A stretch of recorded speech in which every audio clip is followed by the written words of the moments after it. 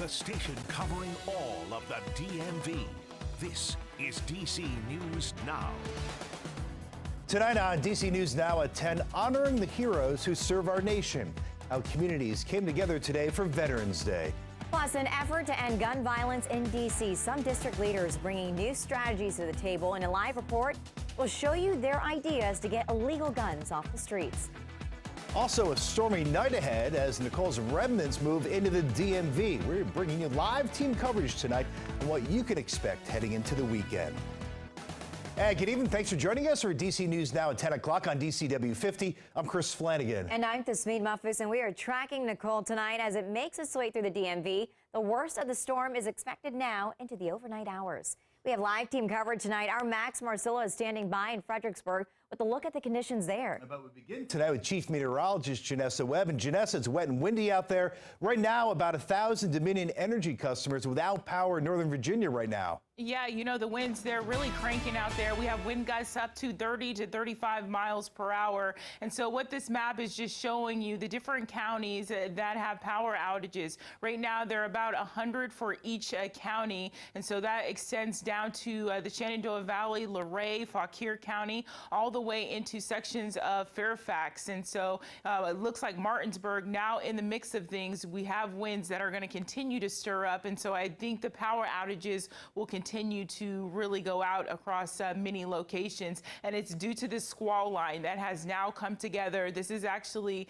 the primary storm that we've been waiting for all evening, now starting to pick up for our western communities. So let's zoom in and show you just outside of Culpeper at this point, making its way into Fredericksburg. So you can see kind of some torrential rain, but no lightning associated with those storm cells currently. So it's quickly making its way out of Culpeper and parts of Warren County and Rappahannock. You can see light showers right now, a few raindrops that are on the moderate side across Paw Paw into Martinsburg, Boonesboro, Hagerstown, Washington County. And then you have our friends in the panhandle of West Virginia getting a good dose of moisture. So this line will continue to come together. And now the National Weather Service has expanded this coastal flood advisory into Falls Church, Alexandria, and Arlington. What is going to happen is you have these wind gusts up to 30 miles per hour, and so you deal with this tidal moisture from the Potomac.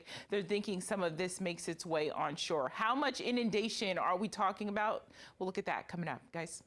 All right, and Northern Virginia, of course, will feel the impact of Nicole over the next few hours. As Janessa mentioned, they're in store for some rain, and they're already seeing that wind pick up. Yeah, our Northern Virginia Bureau reporter Max Marcilla is in Fredericksburg as they prepare for the system to move through. And Max, have you seen any changes in that area since we last talked to you about an hour ago? Yes, we definitely do. Yeah, you can see the changes. It is pretty steady, heavy rain now. The wind's very severe. I don't know if you can see behind me some of these cars on the road whipping up some wind, or whipping up some rain rather, though the wind, even when cars are not going by, definitely having a factor. The rain heavy, wind very strong, tough to hold an umbrella out here. Look, this is exactly what Janessa and our weather team said was going to happen. The heaviest rains in this Northern Virginia area, especially around here, Fredericksburg, Culpeper area, around 10 o'clock. That's when they've been saying all day, and here we are right at 10 o'clock. The heaviest rains we've seen going around. There are some things that you should keep in mind, some advice from our partners in the federal government with FEMA.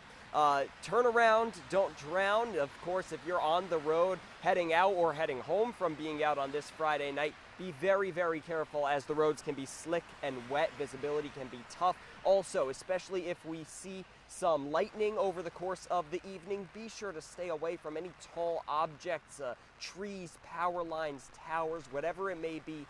Steer clear as best as you can. But again, the rain picking up, as you heard Janessa say, for the next couple of hours. It's heavy, it's windy. It's not really pleasant to be outside on this Friday night. I'll say that. Take it from me. I've been out here for a couple hours now. So stay dry, stay safe, stay away from this wind and rain, and of course stay tuned on air, online, and on the DC Weather Now app. Janessa and the weather team will keep you updated with all you need to know to prepare for what hopefully will be a little better weekend coming up. Reporting live from Fredericksburg, Max Marcilla, DC News Now. All right, Max, thanks. Meanwhile, tonight, a Deadly stabbing in the district. Our partner at DC Real-Time News first told us about this scene. Please tell us it happened earlier this evening on Riggs Road in Northeast. Investigators have not released much more information about this incident. Of course, we'll be sure to keep you updated as we get more details. And tonight, family and friends are mourning the death of an Arlington teen they say died in a car crash this morning. The crash happened this morning on Old Dominion Drive at Williamsburg Boulevard. Friends say the victim was Braylon Mead, a senior at Washington Liberty High School. Police say they could not confirm his name, but they did tell us another teen was charged with DUI involuntary manslaughter for the deadly crash. And tonight, a friend also told us Braylon was the most upstanding individual he ever knew. He said, quote, he always had his head down, working to improve himself, and every day it showed. As gun violence continues to rock the District of Columbia, one council member is looking to increase penalties for illegal gun possession. Our Marielle Carbone live tonight outside of District 2 Police Headquarters. And Marielle, this proposal comes as the district is about to pass an overhaul of its current criminal code. That's right. Next week, the council will vote on the revised criminal code, which aims to really clarify crime and punishment here in the district. So this new proposal, it aims to tweak that a little bit, allowing for harsher punishments for people that are caught and then convicted of having illegal guns. Across the District of Columbia, illegal guns are a growing problem. According to Police Chief Robert Conti, MPD has recovered nearly 3,000 illegal guns off the streets so far this year, and 52 of them just last week. That's an insane amount of firearms. It's why Councilmember Brooke Pinto is looking to increase the penalty for carrying a gun illegally. We know guns are plaguing our streets and our city, and it is not acceptable, and we need to ensure that we are empowering judges to pursue penalties when the facts allow. Pinto is proposing this amendment to the revised Criminal Code Act of 2021, an overhaul of the district's criminal code that's been in the works for the last 16 years. The proposal bumps up the class offense for various gun possession charges, which would mean more jail time if convicted. I think it's appropriate to bump up the penalties for possession of an illegal firearm by a school, possession of an illegal firearm in the public. There's no question that we have too many guns on the street. But Patrice Sultan with DC Justice Lab says harsher penalties aren't the answer to preventing gun violence. It is also really fiction to believe that the way that we're going to get at the causes of people using firearms irresponsibly or violently is that we'll collect them all and put all of the people who possess them in jail. Sultan also believes the amendment will make punishment disproportionate, making penalties for gun possession higher than other crimes that may be more serious. And just to be clear, both Pinto and Sultan, they do support the overall revised criminal code. This is just one small part of it, a new added proposal to make an amendment in this. Next week, council, they will consider this amendment and then take the second and final vote on the overall criminal code. Reporting live in Northwest D.C. tonight, I'm Marielle Carbone, DC News Now. Marielle, thank you. And new tonight, a man was stabbed in Prince George's County. It happened this afternoon on Indian Head Highway. Now, police say the victim was taken to the hospital with non-life-threatening injuries. No word yet if any arrests were made. And this week, more than 90% in Prince George's County, the voters are elected a new council member for District 7. The area includes Temple Hills, Seat Pleasant, and Hillcrest Heights.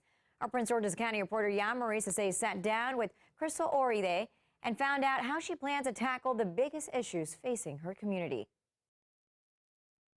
I talked to some people in District 7 tonight, and many of them say they feel neglected, especially when it comes to safety, infrastructure, and more.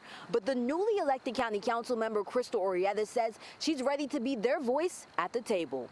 I am tired of seeing just tobacco stores, liquor stores, carryouts inside the Beltway. We need access to grocery stores and restaurants and entertainment and quality shopping. We have to see the same amount of investment when it comes to infrastructure and business that you might see in Laurel, Bowie, Hyattsville.